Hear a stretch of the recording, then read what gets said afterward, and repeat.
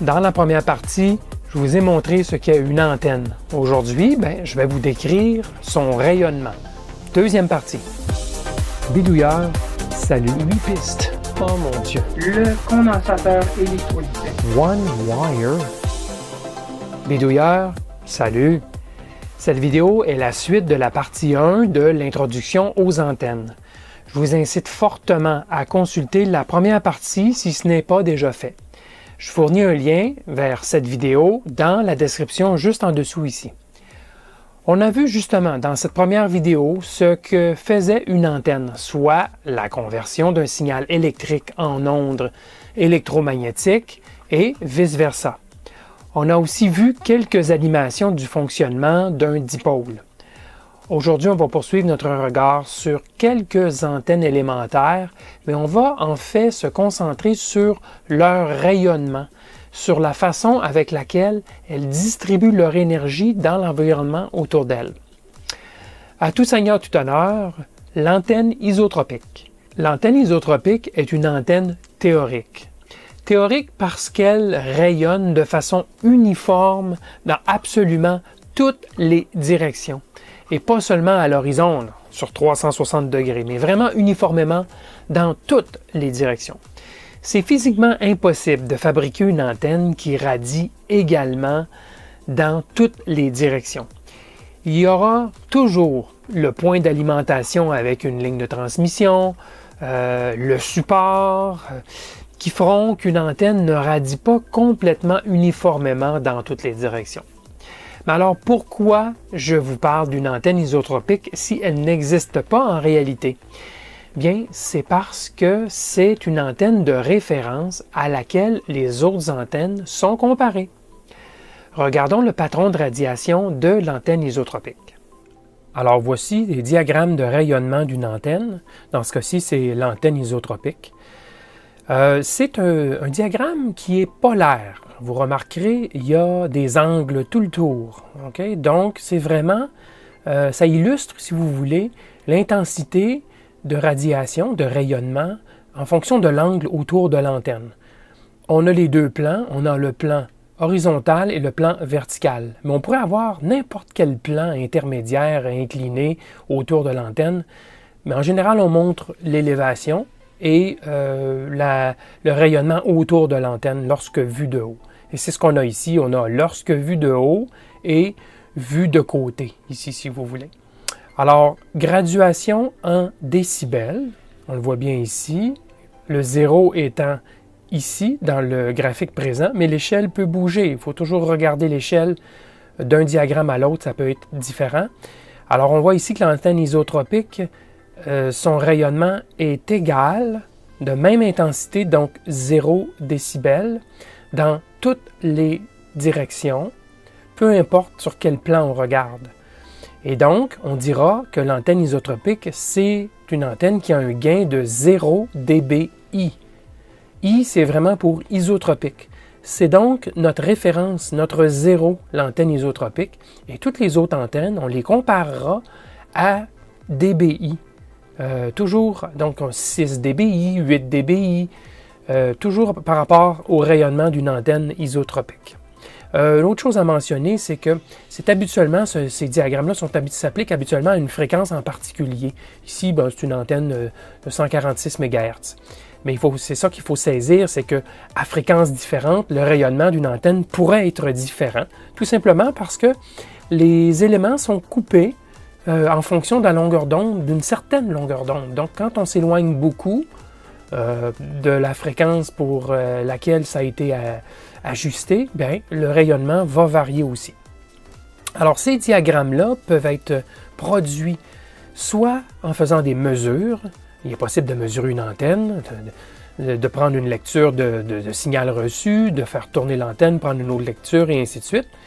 Soit par simulation, ce qui est maintenant de plus en plus le cas. On a des logiciels, et ça sera un de mes sujets dans une prochaine vidéo, un logiciel de simulation pour simuler le rendement d'une antenne, soit même aussi par calcul. Je présume qu'il serait possible de le faire par calcul, mais on le fait de moins en moins. Aujourd'hui, c'est soit simulation, soit mesure. Maintenant, je vous montre le rayonnement d'un dipôle. Je vous rappelle qu'un dipôle, c'est 2 fois un quart de longueur d'onde, alimenté en son centre. Si on avait par exemple un câble coaxial, bien la broche centrale du câble irait sur un des côtés et la tresse métallique irait sur l'autre côté. Okay? Alors, le dipôle, son rayonnement ressemble à ceci. Si on regarde, le dipôle est juste ici, la ligne rose. Vous le voyez au centre ici, là, je vais l'amplifier avec du rouge. Alors, vu du haut, le dipôle aurait un rayonnement qui ressemble à ceci. C'est qu'elle rayonne plus sur les côtés que dans l'axe de l'antenne. En fait, dans l'axe, elle ne rayonne pas du tout. Alors, quel genre de gain est-ce qu'on aurait avec cette antenne-là? Le gain en dBi, bien, le 0 est ici, comme vous voyez, et le maximum de rayonnement est donc de côté à l'antenne, symétrique bien sûr. On aura 2,1 dBi. Ça, c'est le gain du dipôle. Parfois, vous verrez des comparaisons d'une antenne en dBd plutôt qu'en dBi. Eh bien, c'est ce que j'ai écrit ici. Le dipôle, ça peut aussi servir de référence puisque c'est vraiment une antenne élémentaire. On verra peut-être qu'une autre antenne aura un gain de 12 dBd.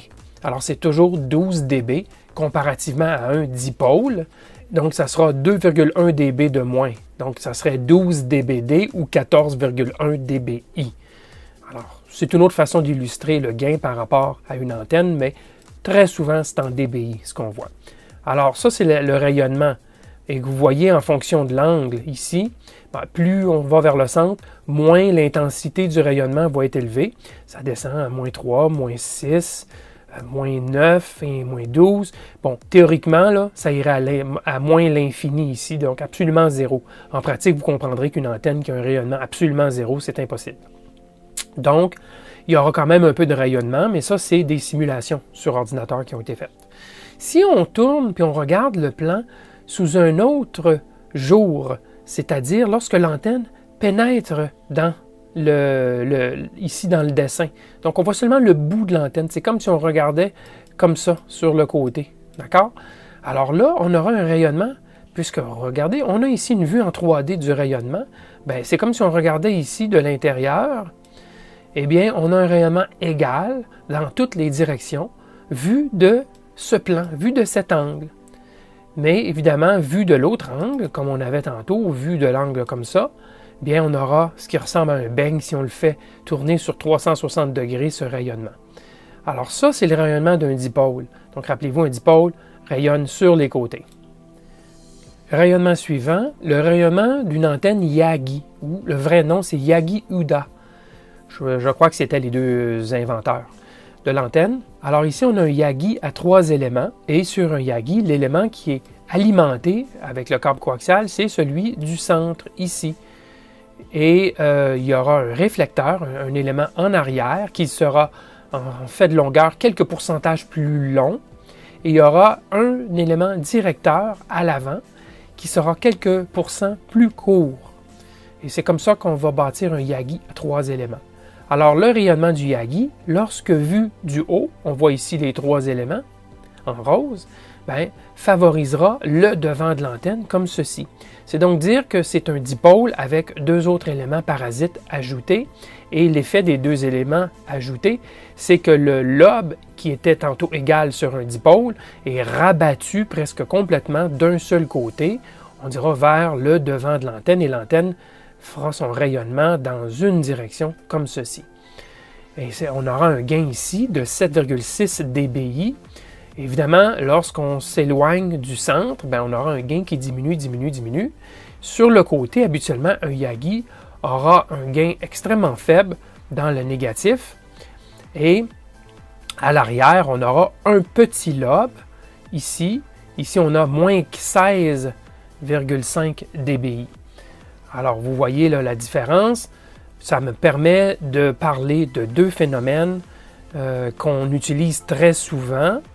Le rapport avant-arrière d'une antenne et le rapport avant-côté d'une antenne. Alors, si on fait le rapport avant-arrière, on va dire 7,6 moins 16,5, donc on va se trouver à avoir un écart entre les deux de 24,1 dB. Alors, le rapport avant-arrière de l'antenne, c'est 24,1 dB. Et le rapport avant-côté, je vous épargne le calcul, c'est moins l'infini. Mais, encore une fois, en pratique, ce n'est pas ça qui se produit. L'infini, là, ça n'existe pas dans les antennes. Donc, mais par contre, on aura probablement au moins une trentaine de décibels d'atténuation. Donc, on aura avantage parfois à tourner l'arrière de l'antenne vers une interférence ou même mieux, tourner le côté de l'antenne vers une interférence pour l'éliminer complètement, tout en espérant qu'on va favoriser le signal qu'on veut recevoir à quelque part dans son lobe principal vers l'avant. Alors ça, c'est les rapports avant-arrière, avant-côté. Un autre paramètre que je veux vous expliquer, c'est la largeur de rayonnement. Habituellement, on va vérifier où il y a atténuation de 3 décibels par rapport au maximum, ce qui serait 4,6, alors qui serait quelque part ici, disons. OK? Et l'autre côté, même chose. Avec cette antenne à 4,6, on aura un angle d'environ 75 degrés. Il faudra le calculer comme il faut, mais vous avez saisi ce que j'ai fait. On dira que cette antenne a une largeur de rayonnement de 3 décibels de, mettons, 75 degrés, d'accord, de largeur. Alors ça, c'est la largeur de rayonnement aussi, ou la largeur de faisceau. Il y a une autre chose qui ça me permet de vous expliquer ici, lorsqu'on regarde ces diagrammes de rayonnement, c'est que l'énergie, là, ça ne s'invente pas. Ce que je veux dire par cela, c'est que l'énergie qui a été prise à l'arrière a été rabattue vers l'avant. Une antenne, ça n'invente pas d'énergie. Une antenne a beaucoup de gains parce qu'elle a pris son énergie qui serait normalement rayonnée ailleurs et elle l'a concentrée dans une direction.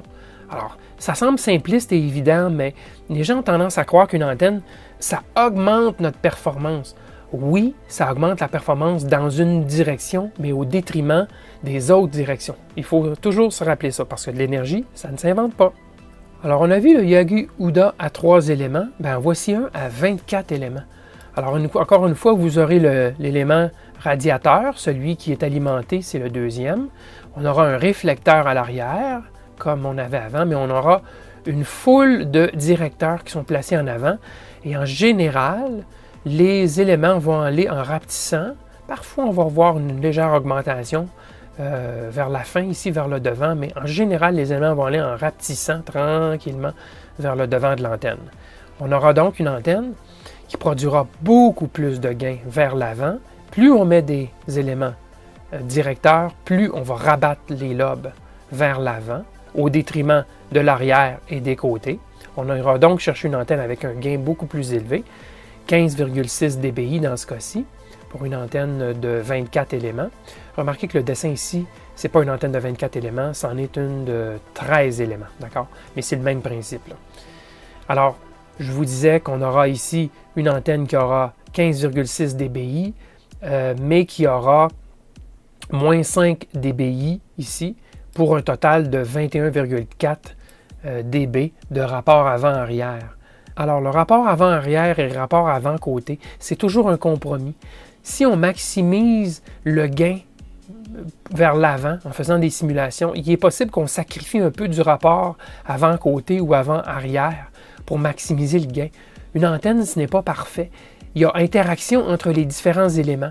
Si on change l'espacement entre les éléments, particulièrement les premiers ici près de l'élément radiateur, eh bien, on aura des lobes qui auront des formes différentes. On créera des nouveaux lobes, on en éliminera d'autres.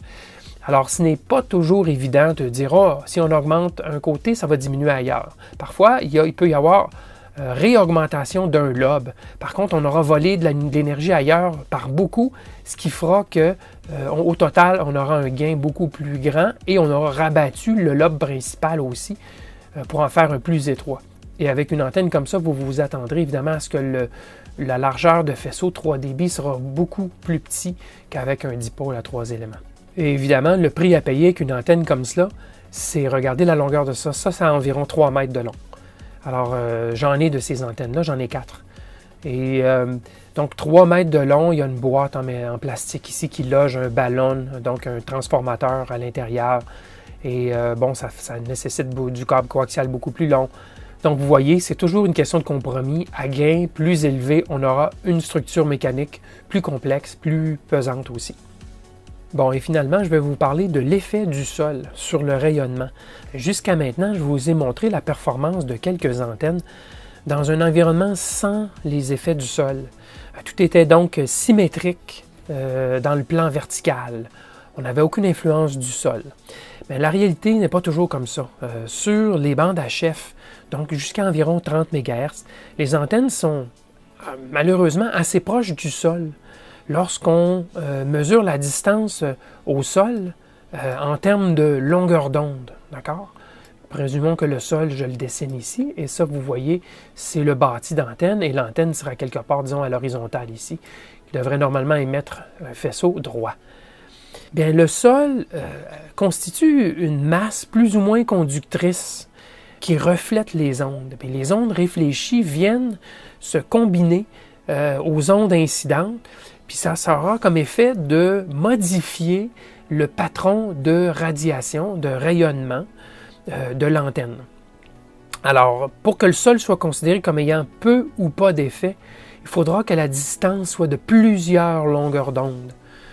Sinon, c'est une question de compromis, puis sur les bandes à ondes courtes, disons jusqu'à 20, 25, 30 MHz, on aura souvent moins d'une longueur d'onde de distance. Et ça aura comme effet de modifier des lobes et créer un angle vers le ciel.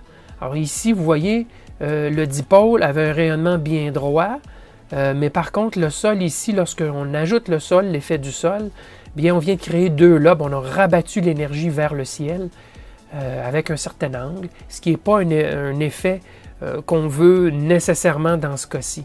Ici, la hauteur, c'est 3/4 de longueur d'onde, pour vous le dire bien précisément, là. Alors, c'est clair qu'à ces fréquences, les antennes, c'est toujours une question de compromis, à moins de vivre en campagne et d'avoir des idées de grandeur, là. Notez que le sol peut aussi être utilisé à votre avantage avec certains types d'antennes, et ça, on verra cela avec les antennes verticales, entre autres. Bon, je vous rappelle que tous les rayonnements que vous avez vus dans cette vidéo s'appliquent autant en réception qu'en émission. Rappelez-vous de la réciprocité des antennes. Bon, je m'arrête ici dans cette vidéo. Il y a encore beaucoup de sujets à couvrir comme introduction sur les antennes, alors il y aura une vidéo de 3e partie et sans doute une 4e partie aussi.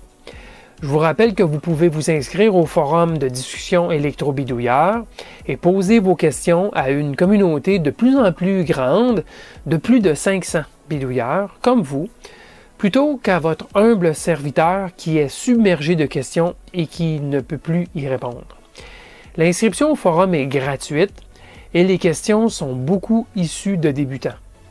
Alors, ne soyez pas timide et joignez-vous au forum, tout simplement. Allez sur forum.bidouilleur.ca. Voilà, merci de me suivre et de me supporter et, comme toujours, à la prochaine!